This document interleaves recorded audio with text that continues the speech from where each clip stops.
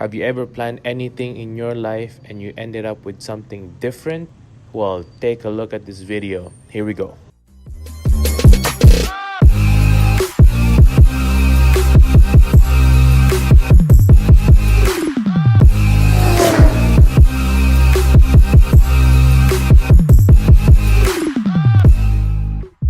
What is happening YouTube? It's your boy Paul Does It All, back with another video, and today we're continuing our adventures in Philippines, where we came from Cavite, and then now we are in Coron. If you haven't seen my past videos, go check that out. You will be lost if you didn't watch that first, so go ahead and watch that first and then come back to this video. But anyways, we are here flying out from Cavite, flying to Coron, and we are landing to Coron, and we didn't expect anything much. This is not your typical airport terminal. We don't have the automatic way of doing it. There's no belt that brings your luggage around. As you could see here, people will bring it to you. It's a small airport, therefore this is what happens, and this is how they usually do it. It's pretty cool actually. In life, we get to caught up on having everything so fast, and we want everything yesterday, and we don't have the patience to wait. But in this case, we end up having to wait a lot, but it's okay because that's part of the adventure. And of course, trying to preserve everything in one area. We didn't want to commercialize everything, therefore the airport is really far from civilization. So we get to ride this beautiful van where there's about 8 of us in one van, and it's such an adventure. It reminds me of Tokyo Drift if you think about it. There's a lot of swerving left, right, so it's beautiful. Now we get to our room after an hour and a half of driving. This is around 3 p.m. and we're supposed to get like a queen bed, but they were so accommodating. We just told them we wanted a queen bed instead of the 2 single beds, therefore they're able to just switch it out right away. Pretty cool like that. My wife asked me if she was like, what are we gonna do later, because we are signed up for tours and whatnot. Is that gonna be tomorrow? Is that gonna be tonight? And I was like, it should be tomorrow. It shouldn't be that bad. I don't think they're gonna make us do anything now. It's already like 3 o'clock. What ends up happening is apparently we are gonna get picked up in 45 minutes. So that's one curveball for our plans. So we had to drop everything, put everything in our room, switch out the rooms, change within the 45-minute mark, and we ended up here in the beautiful Pier of Coron. While we are here in Coron, we got to meet a lot of visitors, tourists, and got to meet with locals here in Coron. Very beautiful area, and got to experience how to live in Coron. This place is very safe, laid back because of their island style of living. Our tour guides are very accommodating, very funny. I'll show you a video of that later on. Stay tuned. And we got to tour about very historical places here in Coron. A lot of shipwrecks, a lot of churches, very old church, places that are still been here since the World War. Very cool story that you will learn when you come to Coron. This is our tour guide. We learn a lot from him on the history of Coron. He has been doing this for a while, so he has a lot of stories, and he knows a lot of stories about Coron and also funny stories in general. Very cool guy. If you haven't subscribed before, please hit the like button and subscribe to my channel. And this is what I'm talking about, where the tour guide, I don't know if you know how to speak Filipino, but this is his jokes. Wala ng Cebu. Pero may mas malamig pa po sa Bohol, ma'am, sir. Alam niyo po ba, sir, paano lugar sa Philippines na pinakamalamig? Bicol. Good one. This next part we don't expect at all, and there's things in life that we cannot expect at all, but this next part caught me in surprise. But anyways, I thought they were just joking around about the 721 steps, but this is it. We went around on a gift shop and also a bunch of places in Coron, and then the next stop here is Mount Tapias. I don't know if you know anything about Mount Tapias. They say it's the highest point of where tourists can go safely without doing the whole hiking thing, and this is very commercialized part of the whole mountains in Coron. So if you're looking for a little stroll, we didn't have any gears or any proper shoes for this trip, but anyways, we are going up anyway. In this moment, we start to die about quarters of the way. We're not like in the best shape of doing this, but yeah, it's we're up for adventure, so we are able to just go up and take our time time take some breaks. We try not to take too much breaks because, you know, we're hardcore like that. Sometimes that's what happens in life, right? We try to plan and plan and plan. We try to make everything perfect, but then we get to a situation and we ended up not being in control. What ends up happening is usually like this.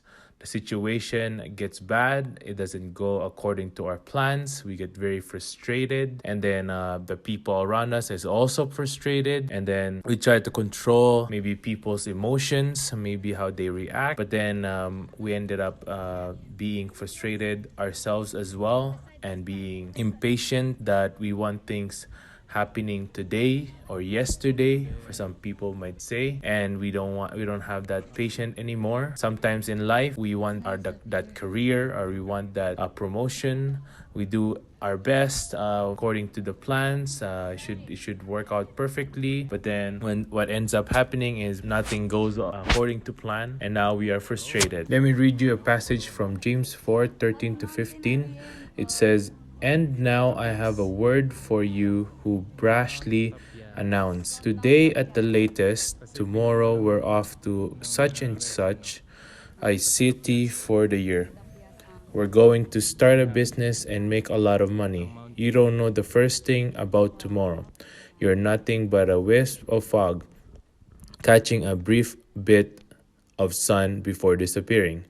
Instead, make it a habit to say, if the master wills it, and we're still alive, we'll do this or that." Chapter 4 verse 13 means James does not condemn wise business planning, but rather planning that leaves out God. There's a lot of things in life that we cannot control, especially the situation. There's a lot of unexpected situations, a lot of curveballs, a lot of lemons, if some of you would say. There's a lot of things as well that we cannot control, like the reaction of other people and the people that will come in the situation. Sometimes we tend to control the situation by not caring about other people. We ended up hurting them. We ended up sacrificing their health, their emotions, so that we can pursue our dreams. But would it be all worth it if we gained the whole world but lost our souls? The other thing as well is that God has a perfect plan for us, and the situations that we have to overcome is never in our control. Therefore, we have to realize that no matter where we're at in our lives, whether it be in a bad situation or a good situation, we must come back to God and ask Him, where is your will, God?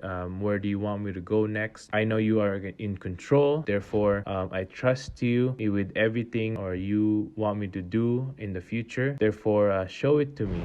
Give me the reason or that plans that you have planned for me, so that I could walk in that plan. We have to always consider that God has a better plan than what we have planned in our lives. And the perfect reason why He knows is because He could see the future. And He has been in the future already. But for us, we don't know anything that is ahead of us. We only know what's today and where we're at right now. So if God knows the future, therefore we must trust in Him that He will show us where we're supposed to be, rather than we guessing where we at or where we're supposed to be or where we're supposed to go. In our experience here, I don't think I would have gone up to Mount Tapias without this unexpected moment, and we never would have experienced this great experience of going up to this Mount Tapias. We never would have had that experience of exhaustion, and we never would have seen what Coron looks like up there. And it's much beautiful when you're up there in Mount Tapias, looking beyond the horizon of Coron. You could see the beautiful sunrise and sunset as well when we were up there. It's just one thing that we would have had this bad situation, we would have reacted in the wrong way, we would have complained, we would have just stayed down in the van. Those are a lot of options that we could have made, but we chose to seize the moment and do the